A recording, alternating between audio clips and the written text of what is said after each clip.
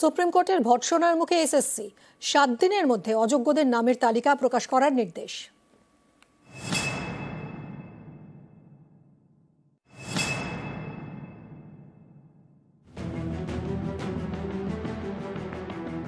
নিয়োগ দুর্নীতি মামলায় সুপ্রিম কোর্টে ভর্ৎসনার মুখে স্কুল সার্ভিস কমিশন। শীর্ষ আদালতের নির্দেশ, 7 দিনের মধ্যে অযোগ্য চাকরি প্রার্থীদের নামের তালিকা প্রকাশ করতে হবে। বুধবার শুনানির শুরুতে বিচারপতিদের প্রশ্নের মুখে পড়েন এসএসসির আইনজীবী কল্যাণ বন্দ্যোপাধ্যায়। আদালত জানতে চায়,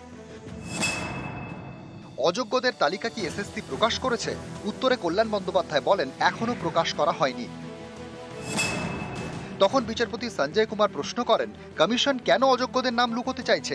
তখন এসএসসির আইনজীবী বলেন, আদালত চাইলে 7 দিনের মধ্যে নামের তালিকা প্রকাশ করে দেওয়া হবে। বিচারপতি তখন বলেন, তাহলে 7 দিনের মধ্যেই নামের তালিকা প্রকাশ করে দিন।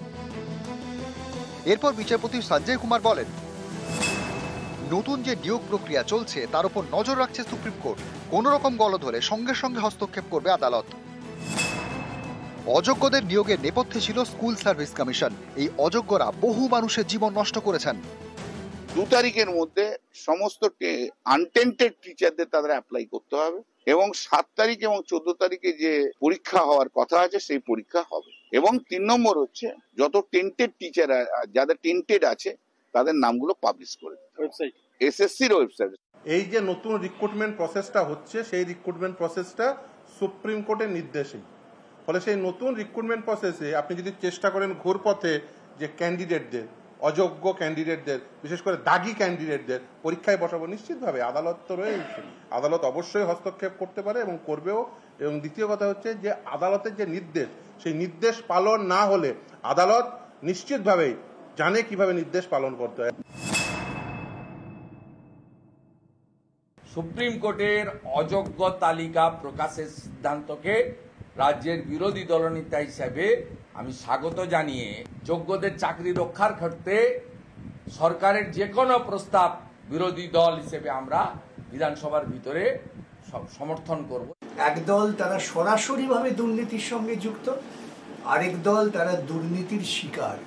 সুতরাং যোগ্য অযোগ্য বিষয়টা না। যাদের থেকে তৃণমূল দলটা টাকা পয়সা নিয়ে কয়েক হাজার কোটি টাকা তুলেছেন, আজকে যখন নামটা প্রকাশ হয়ে যাবে যে এই 5,000 জন তারা সরাসরিভাবে দুর্নীতির সঙ্গে যুক্ত, এই 5,000 জন লোকের কি অবস্থা দাঁড়াবে? সুপ্রিম কোর্ট কিন্তু সিবিআই যারা তদন্ত করলো এর আগে, যারা এই টেন্টেড আনটেন্টেড ইত্যাদি র্যাঙ্ক জাম্প নামই নেই এইসব কথা অনেক বলেছিল, তাদের কিন্তু বলছে না যে তোমরা এতদিন তদন্ত করলে এটা তুমি বার করে দাও না। সামনের পরীক্ষাটা স্বচ্ছতার সঙ্গে এবং দ্রুততার সঙ্গে হওয়া প্রয়োজন। নিউজ 18 বাংলা। চাকরি বিক্রির টাকায় এসআইপি, বিভিন্ন মিউচুয়াল ফান্ডে লগ্নি করে রেখেছেন তৃণমূল বিধায়ক জীবন কৃষ্ণ সাহা। ইডির তদন্তের চাঞ্চল্যকর তথ্য। কেন্দ্রীয় তদন্তকারীদের নজর জীবন কৃষ্ণের আত্মীয়দের অ্যাকাউন্টেও।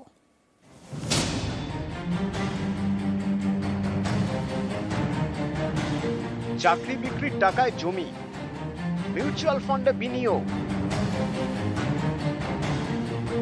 ভবিষ্যৎ সুরক্ষিত রাখতে এসআইপি অর্থাৎ সিস্টেমেটিক ইনভেস্টমেন্ট প্ল্যানে লগ্নি করেছেন জীবন কৃষ্ণ সাহা। ইডির দাবি, জিজ্ঞাসাবাদের সময় এক চাকরি প্রার্থী দাবি করেন 3 দফায় জীবন কৃষ্ণ সাহাকে তিনি টাকা দিয়েছিলেন। 2019 সালে নগদ 3 লক্ষ টাকা নিয়ে গিয়েছিলেন জীবন কৃষ্ণের বাড়িতে। তখন তার রাষ্ট্রায়ত্ত ব্যাংকের অ্যাকাউন্টে সেই টাকা জমা করে দিতে বলেন। চাকরি প্রার্থী এও দাবি করেন ওই বছরই আরো 2 লক্ষ টাকা দেন জীবন কৃষ্ণ শালা গোপীনাথ মণ্ডলকে। ইডির দাবি, 2019 সালে 2 লক্ষ টাকা এসআইপিতে লগ্নি করেন জীবন কৃষ্ণ। এর নথিও তারা হাতে পেয়েছে। ইডির দাবি, পরে ওই চাকরি প্রার্থীর থেকে নগদে 6.5 লক্ষ টাকা নেন জীবন কৃষ্ণ। তৃণমূল বিধায়ক সেই টাকা জমা করেন তার বাবার অ্যাকাউন্টে, পরে তা তুলেও নেন। তদন্তকারীরা মনে করছেন ব্যাংক থেকে তুলে ওই টাকাও এসআইপিতেই লগ্নি করেন জীবন কৃষ্ণ। শুধু সিপে টাকা রাখাই নয়, ইডির দাবি চাকরি বিক্রির টাকাতে প্রচুর সম্পত্তিও তৈরি করেন জীবন কৃষ্ণ সাহা। ইডির দাবি, মুর্শিদাবাদ ও বীরভূমে জীবন কৃষ্ণের কোটি কোটি টাকার সম্পত্তির হদিশ মিলেছে। 2018 থেকে 2022 সালের মধ্যে প্রচুর জমি কেনা হয়। বীরভূমে একাধিক কোল্ড স্টোরেজ এবং রাইস মিলও কেনেন জীবনকৃষ্ণ। 2016 সালে বোলপুরের জাম্বুনি বাস স্ট্যান্ডের কাছে এই আবাসনে ফ্ল্যাট কেনেন জীবনকৃষ্ণ। মাঝে মধ্যেই এখানে যেতেন তিনি। এই ফ্ল্যাট সংলগ্ন 5 কাঠা জমিও আছে তৃণমূল বিধায়কের নামে। অমিত সরকার, নিউজ 18 বাংলা। সুপ্রিম কোর্টের ভর্ৎসনার মুখে এসএসসি, 7 দিনের মধ্যে অযোগ্যদের নামের তালিকা প্রকাশ করার নির্দেশ।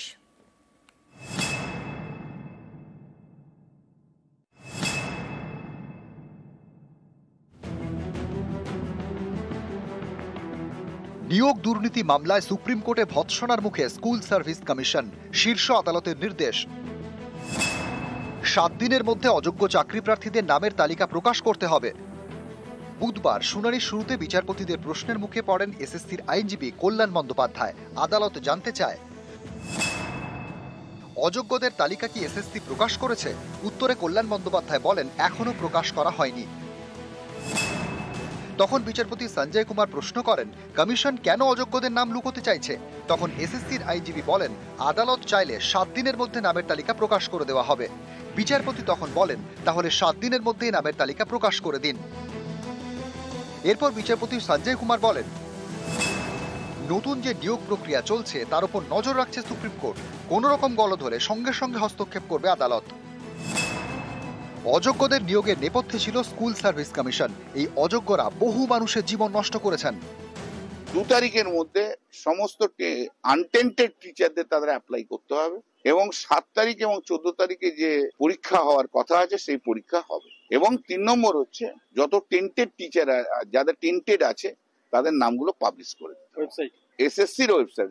এই যে নতুন রিক্রুটমেন্ট প্রসেসটা হচ্ছে, সেই রিক্রুটমেন্ট প্রসেসটা সুপ্রিম কোর্টের নির্দেশেই। ফলে সেই নতুন রিক্রুটমেন্ট প্রসেসে আপনি যদি চেষ্টা করেন ঘুরপথে যে ক্যান্ডিডেটদের, অযোগ্য ক্যান্ডিডেটদের, বিশেষ করে দাগি ক্যান্ডিডেটদের পরীক্ষায় বসাবো, নিশ্চিতভাবে আদালত তো রয়েছে, আদালত অবশ্যই হস্তক্ষেপ করতে পারে এবং করবেও।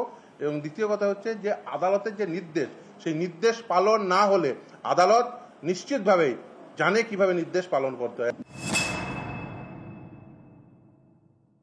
সুপ্রিম কোর্টের অযোগ্য তালিকা প্রকাশের সিদ্ধান্তকে রাজ্যের বিরোধী দলনেতা হিসেবে আমি স্বাগত জানিয়ে যোগ্যদের চাকরি রক্ষার ক্ষেত্রে সরকারের যে কোনো প্রস্তাব বিরোধী দল হিসেবে আমরা বিধানসভার ভিতরে সমর্থন করব। একদল তারা সরাসরিভাবে দুর্নীতির সঙ্গে যুক্ত, আরেক দল তারা দুর্নীতির শিকার। সুতরাং যোগ্য অযোগ্য বিষয়টা নয়। যাদের থেকে তৃণমূল দলটা টাকা পয়সা নিয়ে কয়েক হাজার কোটি টাকা তুলেছেন, আজকে যখন নামটা প্রকাশ হয়ে যাবে যে এই 5,000 জন তারা সরাসরিভাবে দুর্নীতির সঙ্গে যুক্ত, এই 5,000 জন লোকের কি অবস্থা দাঁড়াবে? সুপ্রিম কোর্ট কিন্তু সিবিআই যারা তদন্ত করলো এর আগে, যারা এই টেন্টেড আনটেন্টেড ইত্যাদি র্যাঙ্ক জাম্প নামই নেই এইসব কথা অনেক বলেছিল, তাদের কিন্তু বলছে না যে তোমরা এতদিন তদন্ত করলে এটা তুমি বার করে দাও না। সামনের পরীক্ষাটা স্বচ্ছতার সঙ্গে এবং দ্রুততার সঙ্গে হওয়া প্রয়োজন। নিউজ 18 বাংলা। চাকরি বিক্রির টাকায় এসআইপি, বিভিন্ন মিউচুয়াল ফান্ডে লগ্নি করে রেখেছেন তৃণমূল বিধায়ক জীবনকৃষ্ণ সাহা। ইডির তদন্তের চাঞ্চল্যকর তথ্য। কেন্দ্রীয় তদন্তকারীদের নজর জীবনকৃষ্ণের আত্মীয়দের অ্যাকাউন্টেও।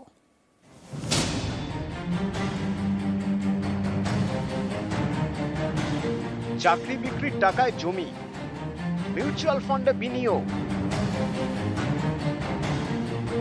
ভবিষ্যৎ সুরক্ষিত রাখতে এসআইপি অর্থাৎ সিস্টেমেটিক ইনভেস্টমেন্ট প্ল্যানে লগ্নি করেছেন জীবনকৃষ্ণ সাহা।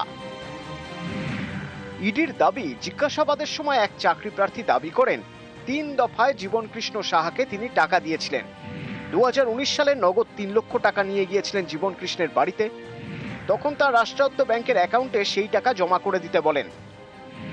চাকরি প্রার্থী এও দাবি করেন ওই বছরই আরো 2 লক্ষ টাকা দেন জীবনকৃষ্ণ শালা গোপীনাথ মণ্ডলকে। ইডির দাবি 2019 সালে 2 লক্ষ টাকা এসআইপিতে লগ্নি করেন জীবনকৃষ্ণ। এর নথিও তারা হাতে পেয়েছে। ইডির দাবি, পরে ওই চাকরি প্রার্থীর থেকে নগদে 6.5 লক্ষ টাকা নেন জীবনকৃষ্ণ। তৃণমূল বিধায়ক সেই টাকা জমা করেন তার বাবার অ্যাকাউন্টে, পরে তা তুলেও নেন। তদন্তকারীরা মনে করছেন ব্যাংক থেকে তুলে ওই টাকাও এসআইপিতেই লগ্নি করেন জীবনকৃষ্ণ। শুধু সিপে টাকা রাখাই নয়, ইডির দাবি চাকরি বিক্রির টাকাতে প্রচুর সম্পত্তিও তৈরি করেন জীবনকৃষ্ণ সাহা। ইডির দাবি মুর্শিদাবাদ ও বীরভূমে জীবনকৃষ্ণের কোটি কোটি টাকার সম্পত্তির হদিশ মিলেছে। 2018 থেকে 2022 সালের মধ্যে প্রচুর জমি কেনা হয়। বীরভূমে একাধিক কোল্ড স্টোরেজ এবং রাইস মিলও কেনেন জীবনকৃষ্ণ। 2016 সালে বোলপুরের জাম্বুনি বাস স্ট্যান্ডের কাছে এই আবাসনে ফ্ল্যাট কেনেন জীবনকৃষ্ণ। মাঝে মধ্যেই এখানে যেতেন তিনি। এই ফ্ল্যাট সংলগ্ন 5 কাঠা জমিও আছে তৃণমূল বিধায়কের নামে। অমিত সরকার, নিউজ 18 বাংলা।